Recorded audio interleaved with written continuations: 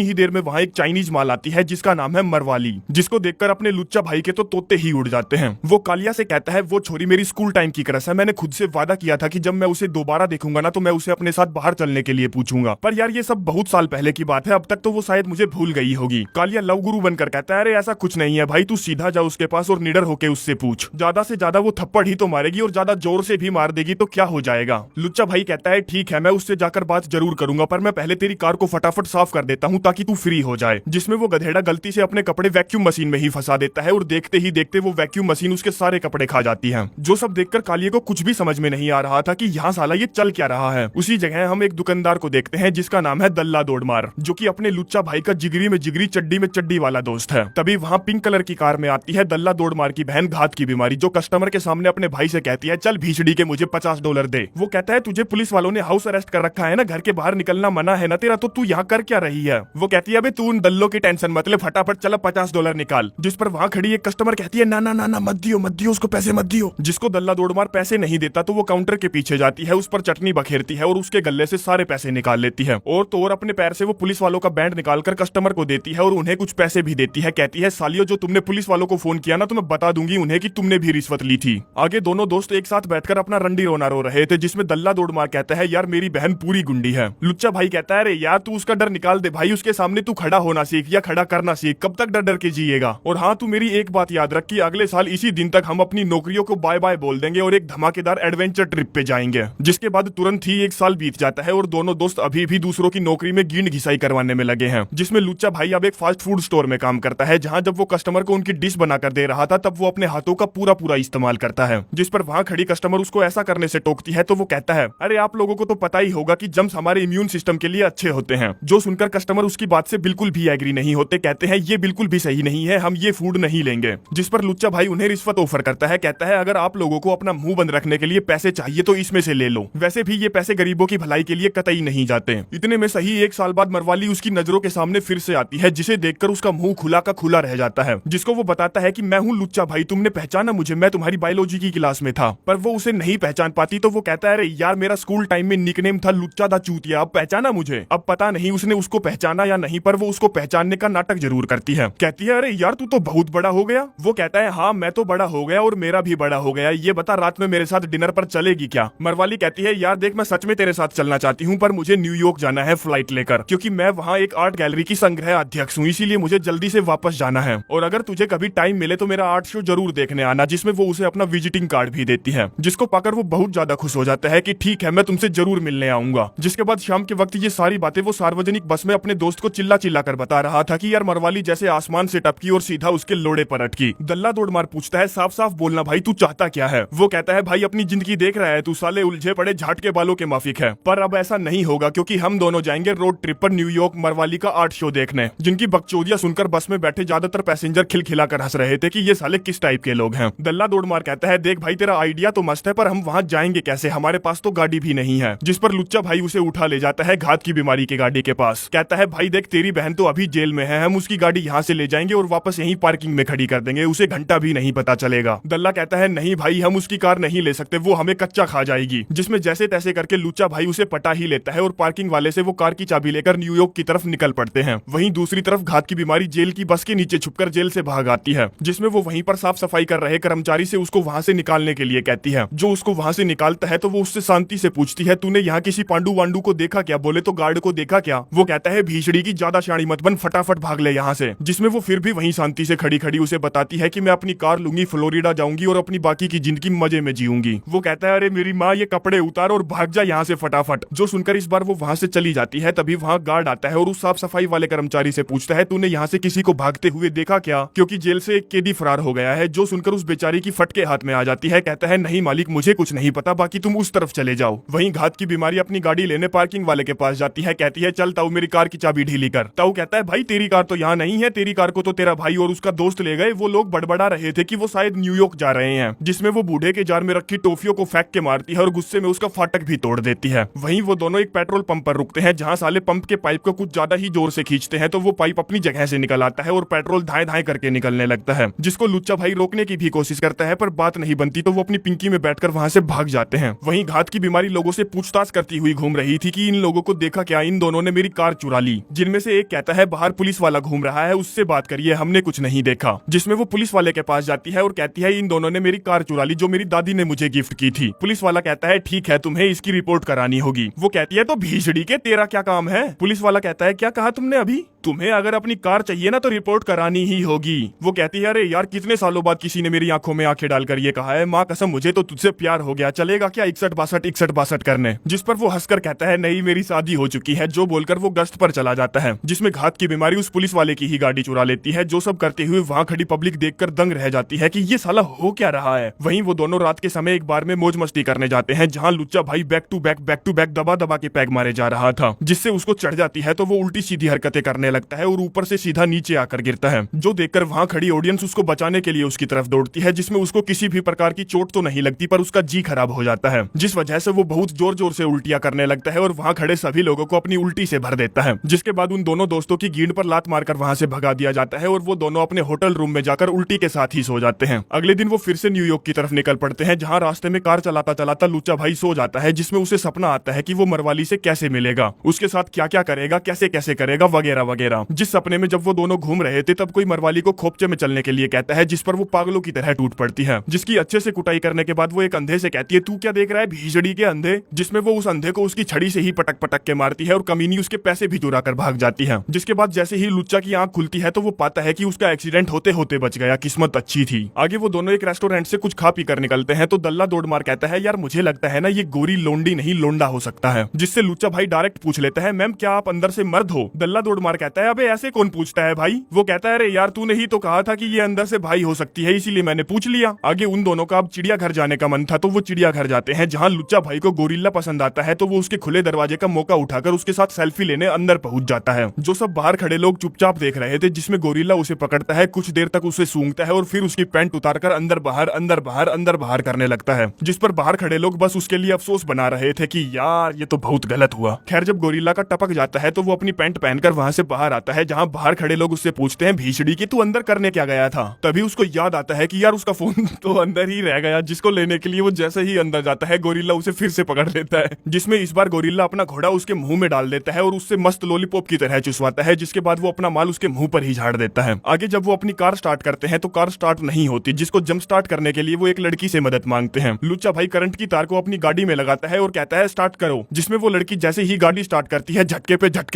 झटके लुच्चा भाई को लगते हैं और वो वहीं लुढ़क जाता है। दल्ला दौड़ मार उसे उठाता है तो वो कहता है भाई मैं ठीक हूँ पर यार इस लड़की ने गाड़ी स्टार्ट कर दी थी, पूछ इससे इसने ऐसा क्यों किया। जो सुनते ही वो लड़की उस पर भड़क पड़ती है कि बीन के लंड तूने ही तो कहा था स्टार्ट करने के लिए, झूठ मत बोल। खैर गाड़ी स्टार्ट हो गई थी तो वो फिर से आगे बढ़ने लगते हैं। वहीं घात की बीमारी उन्हें ढूंढती ढूंढती एक रेस्टोरेंट में पहुंचती है और सभी लोगों से उसके बारे में पूछताछ करती है। थोड़ी ही देर बाद उस रेस्टोरेंट में वो दोनों भी आते हैं, जहाँ उन्हें पता चलता है कि घात की बीमारी उन्हें ढूंढती हुई यहाँ आ गई है, जबकि उसे तो जेल में होना चाहिए था। जिस सबसे दल्ला दौड़ मार की भयंकर वाली फट जाती है तो वो वापस घर जाने की सोचता है, क्योंकि उसे डर था कि कहीं उसकी बहन उसे जान से ना मार दे। लेकिन लुच्चा भाई ऐसा बिल्कुल भी नहीं चाहता था, जिसमें वो गाड़ी के स्टीयरिंग को खड़ा घुमा देता है, जिससे गाड़ी का बढ़िया वाला एक्सीडेंट हो जाता है, जिसमें उन दोनों को खैर चोटें तो नहीं लगती पर गाड़ी में कुछ भी नहीं बचता। अब अपनी बहन की गाड़ी की वैसी हालत देखकर दल्ला दौड़मार उस पर भड़क पड़ता है, जिसमें वो दोनों वहीं खुलेआम लड़ने झगड़ने लगते हैं। लोग उनको समझाने की बहुत कोशिश करते हैं पर वो किसी की भी एक नहीं सुनते। कुछ घंटों बाद हम देखते हैं लुच्चा भाई अभी भी न्यूयॉर्क जाना चाहता है, जिसमें वो लिफ्ट मांगता है पर कोई भी उसे लिफ्ट नहीं देता। जिसमें लुच्चा भाई को अपने दोस्त की याद आ रही थी तो उसे हर किसी मोटे काले आदमी में अपना दोस्त दल्ला दौड़मार नजर आ रहा था, जिस वजह से उसको अपनी गलती का एहसास होने लगता है। तो वो एक फौजी के पास जाता है और उससे पूछता है भाई बता कौन सी जंग चल रही है। फौजी कहता है भाई जंग तो पूरी दुनिया में चल रही है, बता तुझे क्या काम है। लुच्चा भाई कहता है मुझे जंग में जाना है क्योंकि मैंने अपने जिगरी दोस्त को खो दिया। दरअसल हम दोनों में एक बहुत बड़ा झगड़ा हो गया, इसीलिए मुझे अफगानिस्तान इराक जाना है और जंग में सबसे आगे खड़ा होना है ताकि बॉम्ब मेरे चिथड़े उड़ा दे। अगर तू भाई मुझे वहाँ नहीं भेज सकता तो मुझे वियतनाम भेज दे, मैं सबकी गोली खाकर मर जाऊंगा। भेज दे भाई, मुझे कैसे भी करके भेज दे, मैं तेरा लोड़ा चाटने को भी तैयार हूँ। जिस पर फौजी उसे बकवास सा प्रवचन देता है, कहता है ऐसे जिनकी थोड़ी ना जी जाती है भाई, कुछ टाइम पहले मेरी भी यही हालत थी, खुल के जी यार। जो बकवास सी बात उसके समझ में आ जाती है, जिस पर वो फौजी का बहुत बहुत धन्यवाद बोलता है, उससे गले मिलता है, कहता है भाई तूने तो मेरी आंखें खोल दी। जिसके बाद वो अपने दोस्त दल्ला दौड़मार को पटाने जाता है, जो कि वापस घर जाने के लिए बस में बैठ चुका था, जिससे वो सॉरी वगैरह बोलता है और वो मान भी जाता है क्योंकि लुच्चा भाई उसका इकलौता दोस्त था। आगे वो दोनों मुंह उठाकर पहुंच जाते हैं न्यूयॉर्क पर। लुच्चा साला मरवाली का विजिटिंग कार्ड तो गाड़ी में ही भूल आया था। इसीलिए वो एक एक करके वहाँ घूम रहे सभी बंदों से मरवाली का एड्रेस पूछते हैं कि यार वो बहुत प्यारी है, चाइनीज माल जैसी दिखती है, उसकी एक गैलरी भी है, बता सकते हो किस नुक्कड़ पे है उसकी दुकान। वहीं गाड़ी की ठुकी हुई लोकेशन पर घात की बीमारी पहुंचती है, जहां उसे मरवाली का कार्ड मिलता है, जिसे पाकर वो समझ जाती है कि वो लोग कहाँ गए हैं। तब तक उन दोनों दोस्तों को मरवाली की गैलरी भी मिल जाती है, जहां अपने फटे हाल में ही लुच्चा भाई अंदर जाता है और मरवाली से बात करता है। कहता है तुम तक पहुंचना यार मेरे लिए बहुत ज्यादा मुश्किल था, और सच बताऊं तो मैं तुम्हें बचपन से बहुत ज्यादा पसंद करता हूँ, क्या तू मेरे साथ जिंदगी की नई शुरुआत करना चाहेगी? जो सुनकर वो भावुक हो जाती है और खुशी से कहती है ये तुमने क्या किया यार?